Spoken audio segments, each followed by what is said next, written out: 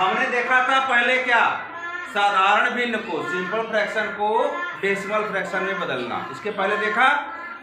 अब हम देखते हैं डेसिमल फ्रैक्शन या दशमलव भिन्न को साधारण भिन्न में कैसे बदला जाता है।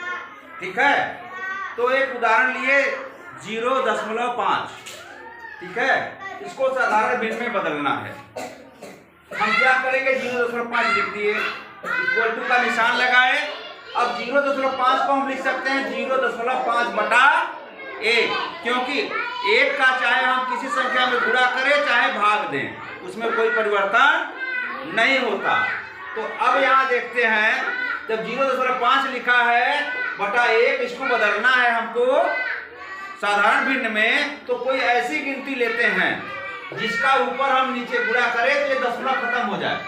तो दशमलव हटाने का एक सिस्टम देख लो आप, जैसे दशमलव जितने अंक पे लगा है ना, इस दशमलव की जगह हमने यहाँ 1 लिखा और जितना अंक इधर बना है लिखा है उतना हम यहाँ शून्य लगाकर गुणा कर दें।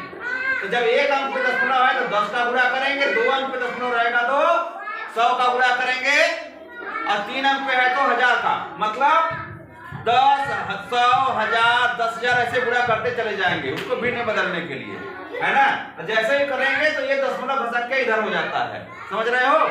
जितना 0 1 के आगे इधर रहेगा वो दशमलव इधर बढ़ता चला जाता है ना। और कैसे बढ़ता है यहाँ देखो दिया एग्जाम्पल के तौर पे, अगर 0.5 में 10 का गुणा करेंगे तो हम देख रहे हैं 5.0 आ रहा है ना। तो चाहे हम 5.0 को 5 लिखें चाहे 5.0 लिखें, कोई दिक्कत नहीं है। इसलिए हम देखते हैं कि जब 10 का गुणा करेंगे तो ये दशमलव उठ करके इधर हो जाएगा। ठीक, अब एक चीज ये भी देखना है कि ये गिनती बदलने ना पाए, तो जब हम 10 का गुणा करेंगे 10 का भाग देंगे, क्यों, क्योंकि 10 का 10 में भाग दे देते तो 1 हो जाता है। तो देखो यहाँ 1 का भाग दिए तो भी 0.5 में कोई अंतर नहीं पड़ा।